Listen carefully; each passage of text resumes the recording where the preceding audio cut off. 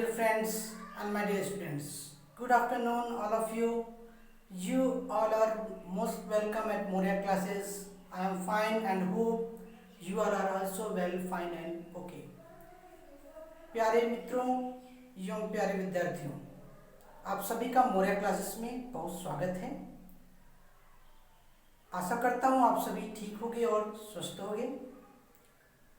दोस्तों, मोरिया क्लासेस में हम आपको प्राकृतिक तरीके से बिना किसी हेजिटेशन, हिचकिचाहट, लिपशिंग, तुलतुलाहट, स्टैमरिंग, हकलाहट के फर्राटेदार फ्लुएंट इंग्लिश बोलना सिखाते हैं। हम यहाँ पर आपके कम्युनिकेशन स्किल पर ध्यान देते हैं और आपके नेसेसरी एरर को रिमूव करते हैं। आपकी जो कमी होती है उसे दूर करने की पूरी कोशिश करते हैं। दोस्तों, कुछ विद्यार्थियों की दिक्कतें आ रही थी कि सर आप इंग्लिश में ज़्यादा बोलते हो, प्लीज़ वीडियो को ज़्यादा हिंदी में बनाओ। थोड़ा हिंदी में हमें समझ में आएगा, इंग्लिश में ज़्यादातर समझ में नहीं आता है। क्योंकि मैं दिल्ली में पढ़ाता हूँ, वहाँ का ट्रेंड इंग्लिश का है। सो कोई बात नहीं, मैं अब ज़्यादा से ज़्यादा हिंदी में वीडियो बनाऊँगा ताकि आपको बहुत अच्छे से समझ में आए, सबको समझ में आए। ओके, और इंग्लिश में भी बोलता रहूँगा। आपको समझाने के लिए, आपको सिखाने के लिए ही मैं ये वीडियो बनाता हूँ, इतनी मेहनत करता हूँ। तो दोस्तों, प्लीज़ मैं आपसे ये रिक्वेस्ट करता हूँ कि इस वीडियो को सब्सक्राइब कीजिएगा, लाइक कीजिएगा और कमेंट कीजिएगा, क्योंकि बिना आपके कमेंट के हम आपके फीडबैक को कैसे जान सकते हैं? बताइए, कैसे जान सकते हैं? और दोस्तों, please try to speak more and more, ज़्यादा से ज़्यादा बोलने की कोशिश कीजिए, क्योंकि speaking comes by speaking only. Angrezi बोलना अंग्रेजी बोलने से ही आता है। Okay, more you speak more better you will be. ज़्यादा से ज़्यादा बोलोगे तो ज़्यादा से ज़्यादा सुधार होगा, ज़्यादा से ज़्यादा अच्छे बनोगे। दोस्तों, आजकल के समय में बहुत सारे विद्यार्थी और बहुत सारे कार्यकर्ता जो जॉब के लिए जाते हैं, इंटरव्यू के लिए, उनकी बहुत सारी ये दिक्कतें रहती हैं कि उनकी इंग्लिश फर्राटेदार नहीं होती है। वो अंग्रेजी समझ लेते हैं, पढ़ लेते हैं, लिख लेते हैं, लेकिन जब बोलने जाते हैं तो उन्हें बहुत हेजिटेशन होता है, हिचकिचाहट होता है, स्टैमरिंग होता है और हकलाहट भी होता है, लिपसिंग भी होता है। सो एक चीज़ मैं ये कहूँगा कि इंग्लिश कॉन्फिडेंस के साथ सीखें। ठीक है, इस वीडियो को शुरू से अंत तक देखिए और मेरे साथ आप बने रहिए। And make trust I will not leave you in lurch and make you able to speak English fluently without any hesitation. Okay guys, so let's start the topic. चलिए आज का टॉपिक शुरू करते हैं। आइए देखिए, आज हम बात करेंगे कंपल्सन, मजबूरी का। मैं आपको बताने जा रहा हूँ कि प्रेजेंट, पास्ट और फ्यूचर सेंस तीनों में बारी बारी से अपनी मजबूरी को कैसे व्यक्त किया जाए। मजबूरी का मतलब क्या होता है? जैसे मैं कोई काम करना नहीं चाहता हूँ लेकिन मुझे मजबूरी में करना पड़ता है। जैसे मैं सुबह जल्दी उठना नहीं चाहता लेकिन मुझे सुबह जल्दी उठना पड़ता है। ओके, सो इसे कैसे बोलेंगे, सेंटेंस को कैसे बोलेंगे? तो सामान्य तौर पर प्रेजेंट सेंस में हैज टू, हैव टू का प्रयोग कंपल्सन, मजबूरी दर्शाने के लिए करते हैं। प्रेजेंट सेंस में हैज टू और हैव टू का प्रयोग कंपल्सन यानी मजबूरी को एक्सप्रेस करने के लिए करते हैं। पिछले क्लास में हमने वांट टू एक्सप्रेशन पढ़ाया था, चाहत दर्शाने के लिए। आज has to, have to expression पढ़ा रहा हूँ। और इनसे पिछले वीडियो में हमने हेल्पिंग वर्ब्स के हेल्प से आपको सेंटेंस बनाना सिखाया था। Do, does, is, am are, has, have, did, will, may, might वगैरह वगैरह। ओके, सो हैज टू का प्रयोग कहाँ करते हैं? ही, सी, इट सिंगुलर सब्जेक्ट के साथ करते हैं। हैव टू का प्रयोग आई, वी, यू, दे और प्लूरल सब्जेक्ट के साथ करते हैं।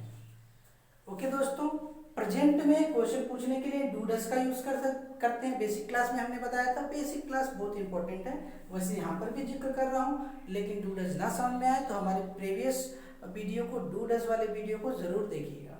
ओके, सो प्रेजेंट में क्वेश्चन पूछने के लिए डू, डज, और कंपल्सन को एक्सप्रेस करने के लिए मजबूरी को हैव टू। तो do you have to action, क्या आपको यह काम करना पड़ता है? आई हैव टू एक्शन, मुझे यह काम करना पड़ता है। I do not have to action, मुझे यह काम नहीं करना पड़ता है। Does he have to action, क्या उसे यह काम करना पड़ता है? He has has to action, उसे यह काम करना पड़ता है। He does not have to action, उसे यह काम नहीं करना पड़ता है।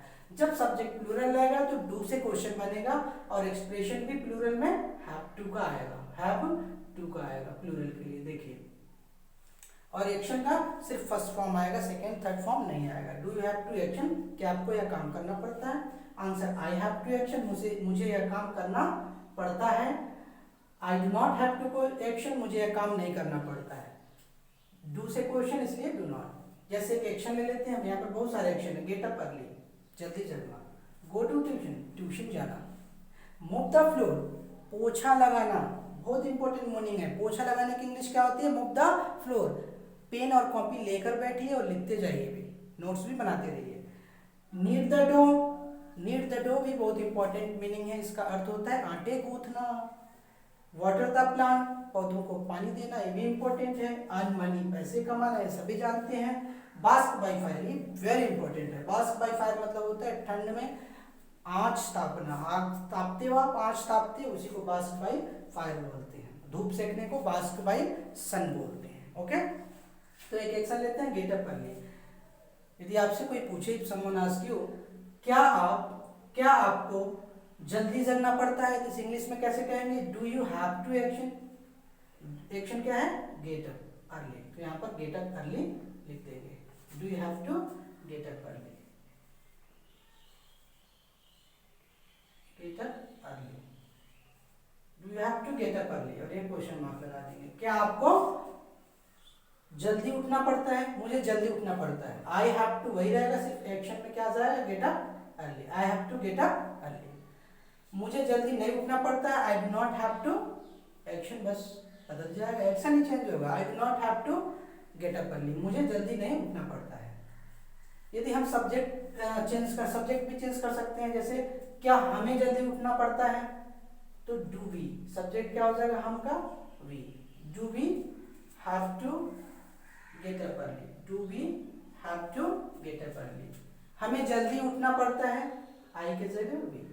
हमें जल्दी उठना पड़ता है, हमें जल्दी नहीं उठना पड़ता है। We do not have to get up early, we do not have to get up early. Action वही है, तो फार्मूले यही है, फार्मूले सेम रहेंगे। आप एक्शन चेंज करिए, सब्जेक्ट चेंज करिए।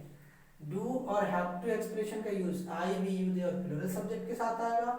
ही, सी और सिंगुलर सब्जेक्ट के साथ does question word, does helping word और हैव टू एक्सप्रेशन। बस जब ध्यान रहे, जब सिंगुलर सब्जेक्ट रहे तो पॉजिटिव आंसर में हैज टू होगा, बाकी सब जगह हैव टू है। ओके, जैसे क्या उसे ट्यूशन जाना पड़ता है? Does he have to, action क्या है ट्यूशन जाने का? Go to tuition. Does he have to go to tuition, go to tuition.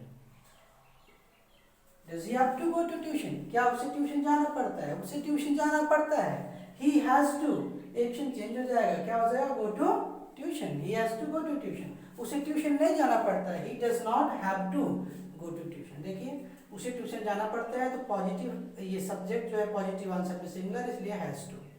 और नेगेटिव में डज आ गया, जहाँ जहाँ डज है वहाँ पे हैव टू। ये कहिए कि हैव टू हर जगह, बस सिंगुलर सब्जेक्ट के पॉजिटिव आंसर में हैज टू है। सो उसे ट्यूशन जाना नहीं पड़ता। He does not have to, action है, एक्शन चेंज होगा, टू तो वही रहेगा। He does not have to, he does not have to go to tuition, action वही रहेगा, गो टू ट्यूशन। ओके दोस्तों, अब जैसे क्या हमें पोछा लगाना पड़ता है? डू वी हैव टू, यहाँ पे एक्शन चेंज हो जाएगा, mop the floor, mop the floor, mop the, और फ्लोर में शॉर्ट फॉर्म में लिख रहा हूँ, mop the floor. Do we have to mop the floor, MTF, mop the floor. हमें पोछा लगाना पड़ता है, we have to MTF, mop the floor.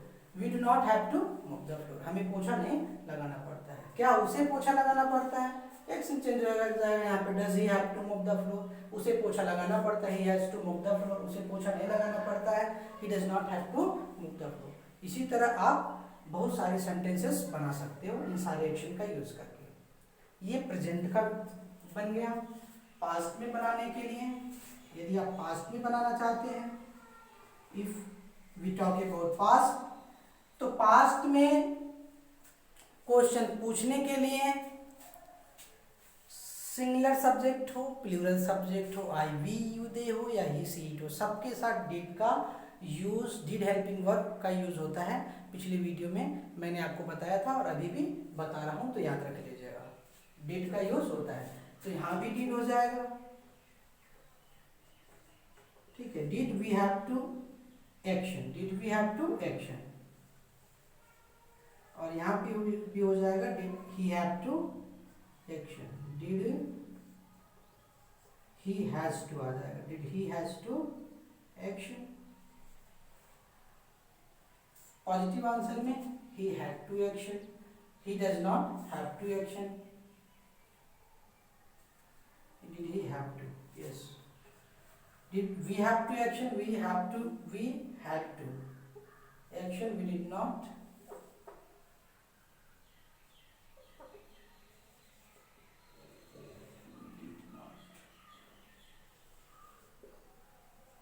ठीक है। देखिए did we have to action, क्या हमें यह काम करना पड़ता है, वी हैड टू। अब हैव का सेकेंड फॉर्म क्या है, had. We had to action, हमें यह काम करना पड़ता है। We did not have to action, हमें यह काम नहीं करना पड़ता है। क्या क्या हमें पौधों में पानी देना पड़ता था, वो सॉरी है नहीं था। Did we have to action, क्या हमें यह काम करना पड़ता था, वी हैड टू एक्शन, हमें यह काम करना पड़ता था। We did not have to action, हमें यह काम नहीं करना पड़ता था, ये पास्ट टेंस में है। क्या हमें पौधों में पानी देना पड़ता था, इसे बनेगा did we have to action, क्या हो जाएगा, water the plant, water the plant, short form में WTP, water the plant. Did we have to water the plant, क्या हमें पौधों में पानी देना पड़ता था, हमें पौधों में पानी देना पड़ता था। We had to water the plant, हमें पौधों में पानी नहीं देना पड़ता था। We did not have to water the plant. यदि कोई और एक्शन ले, जैसे अर्न मनी, अर्न मनी मतलब पैसे कमाना, क्या उसे पैसे कमाना पड़ता था, तो इसे बोलेंगे did he have to earn money, EM, earn money. He had to earn money, उसे पैसा कमाना पड़ता था। He did not have to earn money, उसे पैसा नहीं कमाना पड़ता था। तो पास्ट में आप ऐसे बना लेंगे। ओके दोस्त, अगले वीडियो में फ्यूचर से भी कैसे बनाएंगे वो बताऊंगा मैं। ओके, सो इसी के साथ मैं अपनी क्लास को ख़त्म करता हूँ। So I am going to this session myself, good bye, see you.